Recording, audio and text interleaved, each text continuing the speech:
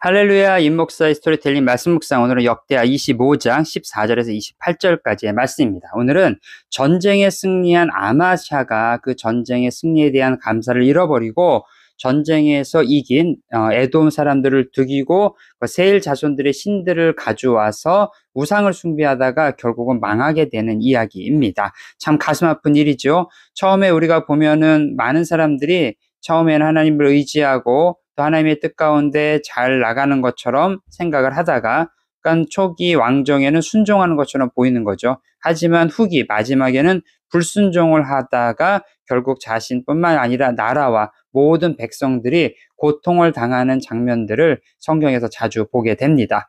여러분, 우리가 하나님 앞에 처음에 시작했던 그 마음, 첫사랑의 마음을 끝까지 가지고 가는 것들 너무나 중요한 것 같습니다. 특별히 오늘 14절 시작하는 말씀에 아마샤가 에돔 사람들을 죽이고 돌아올 때에 세일 자손들의 신들을 가져와서 자기의 신으로 세우고 그것 앞에서 경배하고 분향한지라 라고 시작이 되어집니다. 왜 이 세일 자손들의 신들을 가져왔을까요? 당시의 전쟁은 신들의 전쟁입니다. 그래서 상대방을 이기게 되면 그 상대방이 섬기는 신의 어떤 그 신전에 있는 물건들을 가져온다든지 그 신상을 가져온다든지 그렇게 함으로써 우리 신이 저 신을 이겼다라는 것들을 증명하는 그러한 풍속들이 있었습니다. 그런데 하나님의 말씀에 신명기서 7장에는 뭐라고 얘기했냐면 우상의 전리품을 취하지 말라라는 말씀이 있습니다. 왜냐? 그 우상의 전리품을 가지고 와서 그것을 도리어 나의 신처럼 섬기는 잘못된 관행이 있을 수 있기 때문이죠. 이 말씀을 아마샤는 잊었습니다.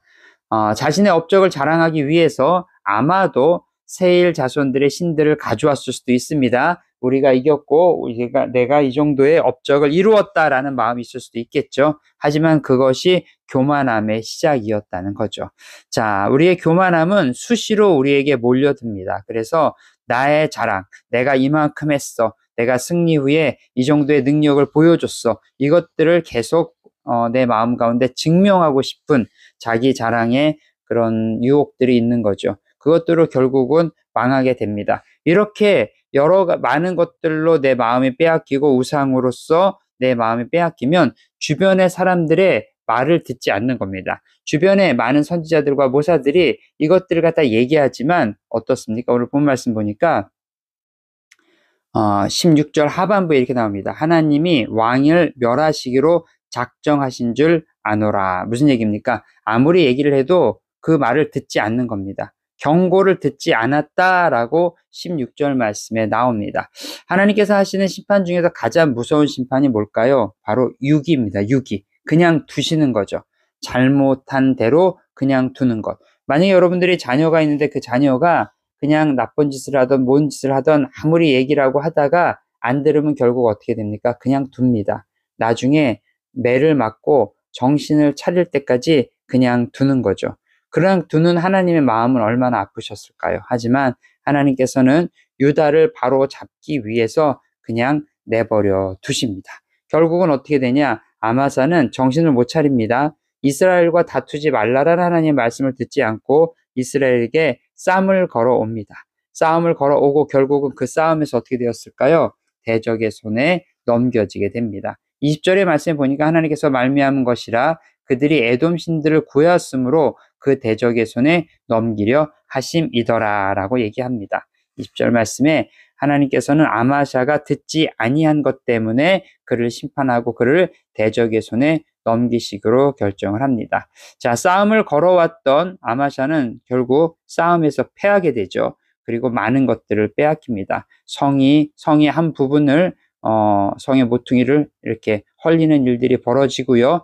또 24절에 보니까 여호와의 전에서 오벳 에돔이 지키는 모든 금은과 그릇과 왕궁의 재물도 빼앗기는 일들도 벌어지게 됩니다. 교만은 결국은 패망하는 길이 되고요. 내가 얻었다고 생각하는 모든 것들, 나의 업적들을 자랑하던 모든 것들을 한순간에 잃어버리는 일들이 벌어지게 됩니다.